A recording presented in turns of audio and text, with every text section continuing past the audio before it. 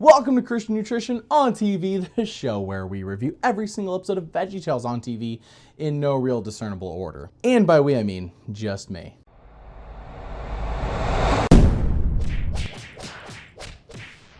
Welcome back. Today I'm actually excited about an on-TV episode since the debacle of An Easter Carol on TV was so bad. I figured VeggieTales, they must be feeling bad. They gotta make it up to us and have a great episode this time. So let's review Duke and the Great Pie War on TV. My mother gave me a sweater once. Had an elk on the front. Must have been lovely. That wasn't even a joke. That was just a weird backstory on Pa Grape. We now need an entire episode dedicated to this elk sweater story. It may reveal why he wants Archie's sweater so badly. Paco? It is I, Paco, the storytelling mule. Where's our letter? Who cares about your letter? Paco is here. You can't just open other people's mail. That's against the law. Stop being silly, Bob. The law does not apply to Paco. What do I know of the law? I'm a mule. My point exactly. Thank you, Paco. You wanted to know about love. Love? Yes. He said they talk about love at his church all the time. But what is this love? What is love? Baby, don't hurt me.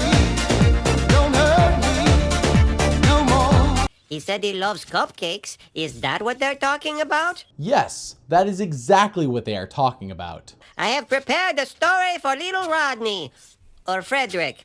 I like to call it Cupcake Love. Once upon a time, there was a cupcake named Jeffrey. Seems like a typical cupcake to me. One day, when Jeffrey was at the dry cleaners washing his cupcake wrapper, he saw a beautiful girl cupcake. Her name was Clarice. Everything seems to be going according to plan. I am happy for Jeffrey and Clarice. They went to the park and rode in the swan boat. Her sprinkles sparkled in the moonlight. Hey, do I hear the ice cream truck? I hear it too. Want to go get some, Mr. Lunt? I love ice cream. Woo! That was really weird. Hey, John or Rodney or Frederick, why don't you take a look at this story? And now it's time for The Blues with Larry, the part of the show where Larry comes out and sings the blues. Hopefully we get another masterpiece and not just another forgettable tune. I ate up that ice cream, got some on my face. Yep, it's forgettable. Would you like to poker? Sure. Don't got no ice cream, no cookies, no strudel. Now that is much better. But I'm yodel lady, happy. Just here with my poodle. We are introduced to our main story where two kingdoms were at war, a war fought with pies, but that is being put aside in favor of a story where Duke falls in love with the princess. I know, that's the story you really wanted to hear. A love story over a war story? Yeah, this better be good. Duke, his name is Duke, a snappy dresser and an upright hue. I'm loving this introduction so far with the artwork and the music.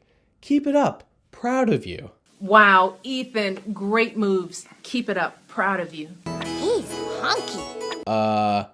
He is a cucumber. Petunia sweet, her eyes are sparkling and her hair is neat. What a babe. Wait, I'm being hypocritical again.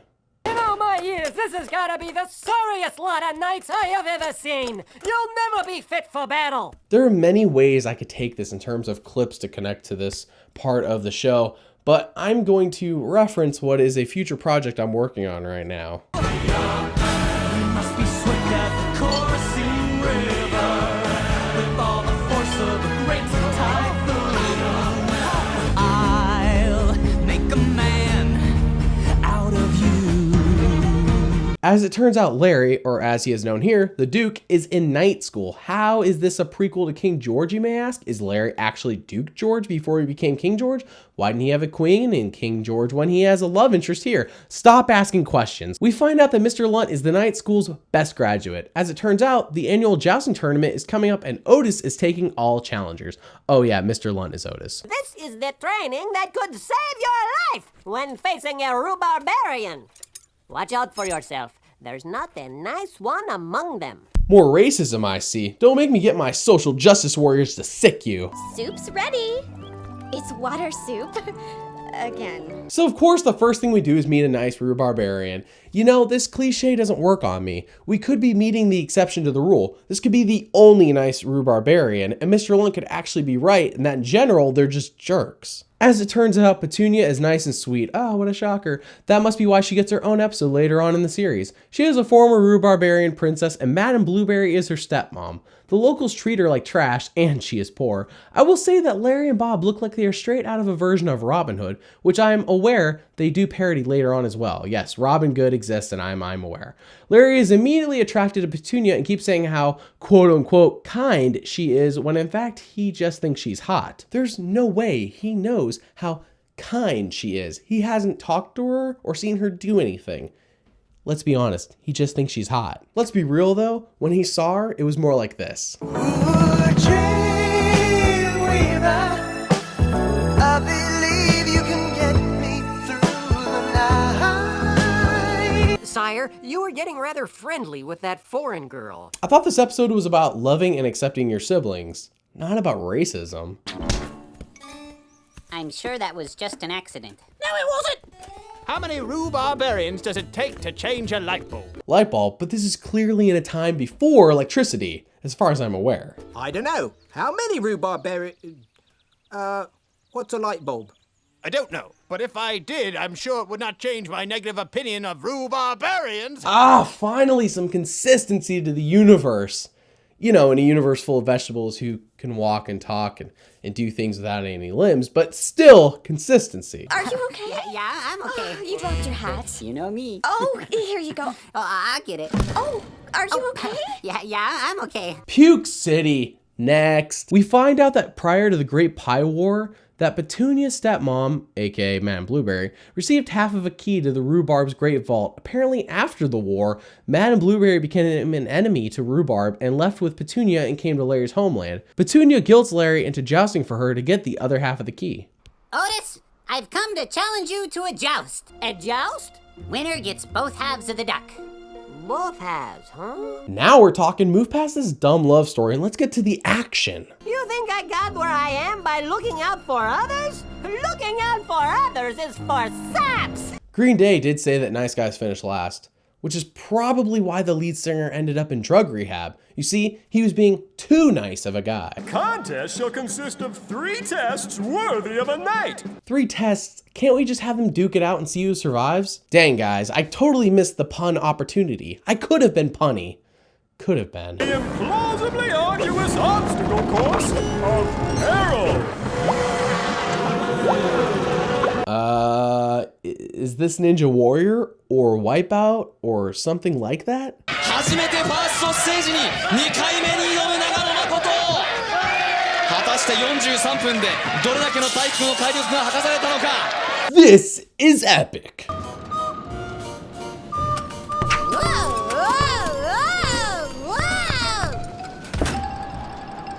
Larry, you are embarrassing yourself. Obviously, you lost this round. There are 3 members of the royal family with strange names. Sir Who, Prince What, and Lady I Don't Know. Wait, you want to know who's on first? Correct. Next? What? Absolutely correct. And third? I don't know. Correct.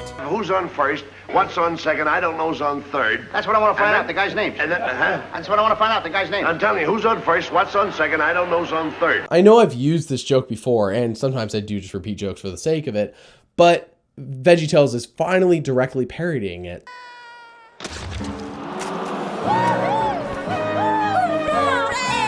This is unbelievable. Duke actually tied Otis. This is basically another Larry Boy episode. You see, he's not actually winning or doing anything right because of his own skill. He's just getting completely lucky. But, you know, he is that hero. A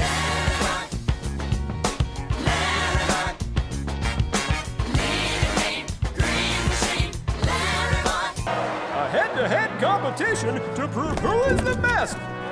This will be epic. I just know it.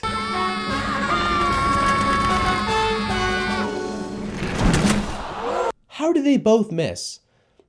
I can't even right now. Again, come on. But at least that scene had a nice POV shot.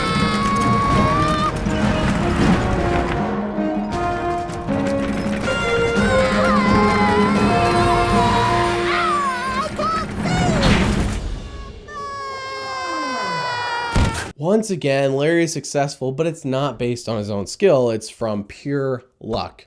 But as some people say, sometimes it's better to be lucky than good. Larry wins, obviously. What else did you expect from a VeggieTales episode? And marries Petunia, the quote-unquote kind Petunia. On the honeymoon, I am sure Larry will be attracted by how quote-unquote kind she is. The end. Loving a cupcake or ice cream is not the same as loving a person. My stomach begs to differ, Bob. I love you, Bob. And not like a cupcake. What did you just say, Larry? Thanks, Larry. I love you too. I'm never gonna let you go. I'm gonna hold you in my arms forever. Childhood ruined. What if I love a person who loves cupcakes? Will they still have room in their heart for me? Well, technically, cupcakes don't go to your heart. They go to your stomach and then your hips. Don't lie to him, Bob. Cupcakes take up exactly 1/4 of my heart. Will they have room on their hips for me? I think you're getting confused. You should probably just buy him a salad. Okay. Ignore him, Larry. Buy those cupcakes. Anyways, that was Duke and the Great Pie War on TV, and I must admit, it had some great TV segments, and it completely made up for that disaster that was An Easter Carol on TV. It had a funny beginning and ending. That's exactly what we want from an on TV episode. Stay tuned as next time we review Dave and the Giant Pickle on TV. Remember that God made you special, and he loves you very much. Bye.